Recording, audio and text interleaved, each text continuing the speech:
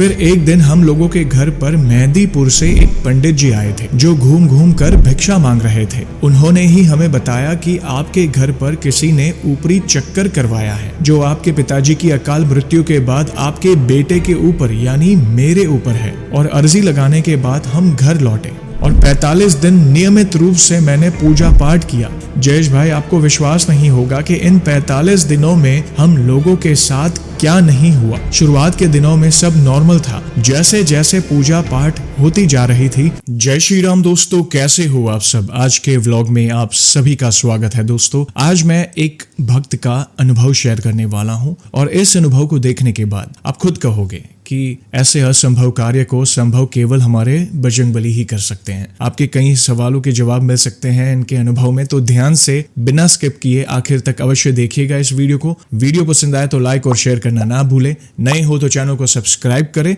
जय श्री राम का नारा लगाकर बेल आइकॉन को अवश्य दबाएं ताकि आने वाले नए नए इंटरेस्टिंग व्लॉग्स हमारे फैमिली से जुड़े हो, Q&A वाले हो या फिर ऐसी प्रभु से जुड़ी कोई कथा क्यों ना हो, आप सबसे पहले देख सके। और दोस्तों, वीडियो में आगे बढ़ने से पहले जानेंगे पिछले व्लॉग में पूछे गए सवाल का सही उत्तर। और सवाल था, वनवास के दौरान प्रभु श्री राम, माता सीता और लक्ष्मण जी किनकी नाव में बैठे थे। और इसका सही उत्तर है केवट जी। और दोस्तों, फिर से एक और बार कमेंट सेक्शन भर गया, बहुत सारे जवाब आए। क्षमा चाहते हैं, सभी के नामों का शाउट आउट करना मुश्किल है, मगर 3 भक्तों के नामों का मैंने सिलेक्शन किया है। उसमें से पहला नाम है भविष्या मेहता जी, जो कि मुंबई महाराष्ट्र से बिलोंग करती हैं। भविष्या जी, आपका बहुत बहुत धन्यवाद सही उत्तर देने के लिए। जय श्री राम आपको। दूसरा नाम है अजय पाठक जी, जो कि अयोध्या धाम यूपी से बिलोंग करते हैं। अयोध्या, क्या बात है, बहुत भाग्यशाली है अजय जी। धन्यवाद अजय जी सही उत्तर देने के लिए। जय श्री राम आपको। और तीसरा नाम है कोमल कटारिया जी, जो कि गोरखपुर यूपी से बिलोंग करती हैं। कोमल जी, आपका बहुत बहुत धन्यवाद सही उत्तर देने के लिए। जय श्री राम आपको। और आज का सवाल है, प्रभु श्री राम हनुमान जी को गले लगाकर अपने कौन से भाई की तरफ प्रिय बतलाते हैं। इसका सही उत्तर कमेंट सेक्शन में अवश्य दीजिएगा। और सही उत्तर के साथ आप अपना पूरा नाम और कहां से बिलोंग करते हैं, यानी किस गांव के शहर से बिलोंग करते हैं, वो भी मेंशन करिएगा। मेरा नाम शैलेंद्र सिंह है और मैं रायबरेली उत्तर प्रदेश का रहने वाला हूं। मेरे पिताजी लखनऊ में प्राइवेट जॉब करते थे।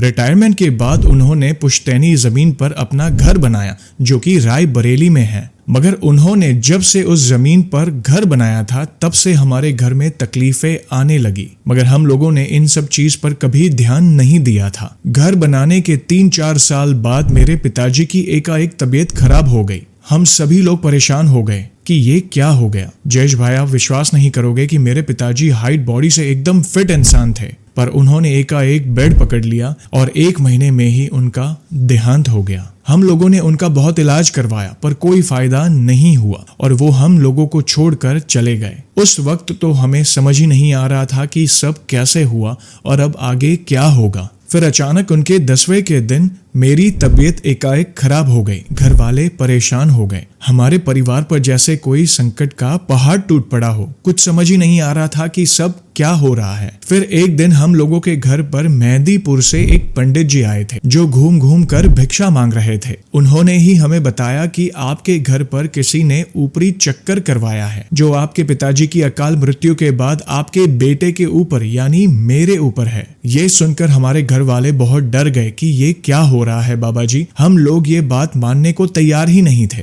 पर मेरी माँ दुर्गा माँ की भक्त है, वो बहुत धार्मिक है, पूजा पाठ करती है, तो उन्होंने उनकी बात पर विश्वास कर लिया। उन्होंने कहा इसको केवल ज्योतिष ही हटा सकते हैं पूजा पाठ करवा के। हम लोग मान गए। फिर हम लोगों ने ज्योतिष को बुलाकर पूजा पाठ करवाया। जयेश भाई, आप विश्वास नहीं करोगे, उस ज्योतिष जी ने ऐसी बात बताई कि हम लोग सोच में पड़ गए कि आखिर ये सब हो क्या रहा है। उन्होंने कहा कि आपके घर पर एक जिन का साया है और उसके साथ कई और भी भूत प्रेत रहते हैं और आपके घर पर और आपके बेटे के ऊपर जादू टोना किया हुआ है। उस ज्योतिष ने कहा कि मैं उसको पूरी तरह से नहीं हटा सकता, पर इसका असर धीरे धीरे खत्म होगा। इसमें करीब 1 साल तक लग सकता है।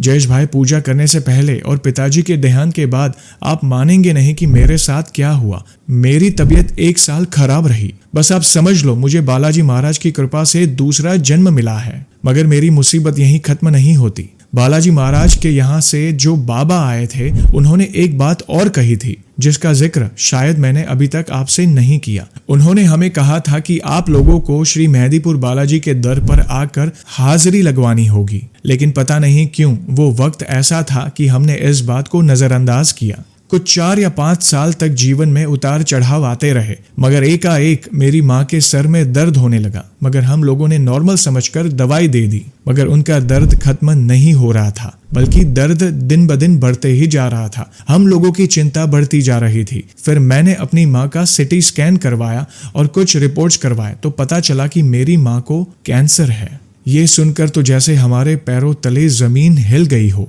हम लोगों ने उन्हें जल्द ही जल्द हॉस्पिटल में एडमिट करवाया और उनका ऑपरेशन करवाया, जिससे कुछ दिन तक तो ठीक रही, मगर फिर उन्हें तकलीफ होने लगी। हम उन्हें फिर से उसी डॉक्टर के पास ले गए, लेकिन डॉक्टर कुछ सही नहीं बता रहा था। तो मजबूरी में हम उन्हें दूसरे डॉक्टर के पास ले गए तो उन्होंने कहा कि इनका ऑपरेशन दोबारा करना पड़ेगा। जयेश भाई, 2 बार ऑपरेशन करना, वो भी 2 महीने में, वो भी प्राइवेट हॉस्पिटल में। आपको पता होगा कि ये कितना कठिन था, क्योंकि हम लोगों की आर्थिक स्थिति इतनी अच्छी नहीं थी। बस ऊपर वाले की कृपा से जरूरत की चीज पूरी हो जाती थी। माँ के इस इलाज के लिए हमने हमारी जमीन तक बेच दी। दोबारा ऑपरेशन करने के बाद डॉक्टर की रिपोर्ट आई तो उन्होंने कहा कि माँ का कैंसर लास्ट स्टेज पर है, बस 5 से 6 महीने ही उनके पास है। डॉक्टर के मुंह से ये शब्द सुनकर हमारी तो मानो जान ही निकल गई हो। हमारे दिमाग में एक ही विचार आ रहा था कि अब हमारा क्या होगा। फिर हम लोग माँ को लेकर घर आए और उनकी सेवा करने लगे। फिर हमारे एक दोस्त ने हमें फोन किया मेहंदीपुर बालाजी चलने के लिए। फिर अचानक वो मेहंदीपुर बालाजी से आए हुए बाबा जी की बात हमें याद आई। हम तुरंत मेहंदीपुर बालाजी के लिए निकल पड़े। जाते समय सफर में हमें बहुत परेशानी हुई थी, मगर किसी भी तरह हम बालाजी के दरबार में पहुंच ही गए और वहां हमने प्रभु के सामने अर्जी लगाई और प्रभु से प्रार्थना की कि हमें इस संकट से बाहर निकाले। और अर्जी लगाने के बाद हम घर लौटे और 45 दिन नियमित रूप से मैंने पूजा पाठ किया। जयेश भाई, आपको विश्वास नहीं होगा कि इन 45 दिनों में हम लोगों के साथ क्या नहीं हुआ। शुरुआत के दिनों में सब नॉर्मल था। जैसे जैसे पूजा पाठ होती जा रही थी वैसे वैसे शैतानी शक्ति बाहर आ रही थी। जिस चीज को मैंने कभी नहीं जाना था उस चीज को मैं खुद महसूस कर रहा था और देख भी पा रहा था। और जब से मैं बालाजी महाराज के संपर्क में आया और उनकी शरण में गया, तब से मुझे या मेरे परिवार पर कोई संकट नहीं आया। आज इस बात को लगभग 2 साल हो गए हैं बालाजी महाराज के दरबार गए हुए, और अब मैं नियमित रूप से हर रोज हनुमान चालीसा का पाठ और श्री रामचरितमानस का पाठ और बाबा जी की जोत लगाकर उनकी पूजा नियमित रूप से करता हूँ। जयेश भाई, आप मानेंगे नहीं, मैं हमेशा ड्रिंक करना और नॉनवेज खाने का शौकीन था, क्योंकि लखनऊ में मैं करीब 25 साल रहा हूँ और प्रभु की शरण में जाने के बाद मैंने ड्रिंक करना और नॉनवेज खाना बिल्कुल छोड़ दिया है। अब धीरे धीरे मेरी आर्थिक स्थिति भी ठीक होती जा रही है और मेरे परिवार पर मेरे बालाजी महाराज की बहुत बड़ी कृपा हुई है। जयेश भाई, उनके चमत्कार के बारे में मैं ज्यादा नहीं बता पाऊंगा, शब्द कम पड़ जाएंगे। बस इतना जानता हूं कि बालाजी महाराज की कृपा हुई तो दुनिया की कोई भी बुरी शक्ति आपका कुछ नहीं बिगाड़ सकती। जय हो मेरे मेहंदीपुर वाले बालाजी महाराज की जय हो। जय श्री राम। बहुत ही अद्भुत अनुभव। इससे क्या पता चलता है, असंभव को संभव केवल हमारे बालाजी महाराज यानी हमारे बजरंग बली कर सकते हैं। अगर आप उनकी शरण में है तो दुनिया की कोई भी नकारात्मक ऊर्जा आपका बाल भी बांका नहीं कर पाएगी। अगर आपका समय कठिन है अगर आपको लगता है आपके ऊपर किसी ने कुछ किया कराया है, घर में कोई नेगेटिव ऊर्जा है, तो तुरंत आप हनुमान जी के शरण में चले जाएं। आप जिन भी स्वरूप को भजें, आप भक्ति करें, उनके शरणागत हो जाएं और सब कुछ उन पर छोड़ दीजिए। और नित्य अगर आपके घर में राम नाम का स्मरण हो रहा है, हनुमान चालीसा का पाठ हो रहा है, धूप दीप अगरबत्ती आप नित्य हो रहा है ना, तो देखना दुनिया की कोई नेगेटिविटी आपके घर के अंदर एंटर नहीं कर पाएगी। तो इस कलयुग में हनुमान जी की भक्ति कितनी जरूरी है आपको इस अनुभव से पता चल ही गया होगा। अगर हो सके तो राम नाम का प्रचार और किसी जरूरतमंद को प्रभु की महिमा के बारे में बताएं, हनुमान जी की भक्ति की शक्ति के बारे में बताएं, ताकि उनके संकट भी दूर हो जाए। हमारे प्रभु बहुत भोले हैं, वो हर एक को अपनी शरण देंगे। तो ऐसे ही है हमारे बजरंग बली। और दोस्तों, आप सभी को तो पता ही है कि व्लॉग को हम ऐसे ही एंड नहीं करेंगे, प्रभु के नाम का गुणगान जो करना है। और दोस्तों, आज भी मैं कुछ ऐसी पंक्तियां लाया हूं जिसमें बहुत ही अद्भुत बखान है हमारे प्रिय हनुमान जी महाराज के। तो ध्यान से सुनिएगा और कमेंट में अपने विचार अवश्य बताएगा। तो बोलिए सियावर रामचंद्र की जय, पवन सुत हनुमान की जय। हनुमान जी प्रचंड जोश का सबसे बड़ा उदाहरण है। उनसे बढ़कर उत्साही और जोशीले कहीं किसी काल में नहीं हुए। महर्षि वाल्मीकि जी उनकी अनन्य राम भक्ति और सदा नवीन रहने वाले उत्साह का उदाहरण देते हुए लव और कुश से कहते हैं, पुत्रों, हनुमान जी उत्साह की सीमा है, वह वायु के वेग से कार्य करते हैं। भगवान श्री राम को कहने भर की देर है, हनुमान जी किसी भी कार्य को क्षणों में पूर्ण कर सकते हैं। अपने स्वामी की आज्ञा का पालन करने के लिए वह आठों याम निरत है। कई सिद्धों और योगियों का मानना है कि यदि भगवान श्री राम आज्ञा दे देते तो रावण सहित लंका का समस्त निशाचर समुदाय एक ही दिन में हनुमान जी की क्रोधाग्नि में भस्म हो जाता, क्योंकि उन्हें स्वयं ब्रह्मा जी ने अवध्य होने का वरदान दिया था। रणभूमि में उनके प्रचंड जोश को देखकर रावण और उनका पुत्र मेघनाद तक हक्के बक्के रह गए थे। क्या बात है, जय श्री राम। पता नहीं एक अलग ही जोश अंदर से महसूस हो रहा था। जब बात हनुमान जी की आती है तो एक अलग ही सकारात्मक उत्साह अंदर से आने लगता है। क्या आपको भी अनुभूति होती है? तो प्लीज कमेंट के माध्यम से मुझे बताएं। दोस्तों, वीडियो पसंद आई हो तो लाइक और शेयर करना ना भूलें।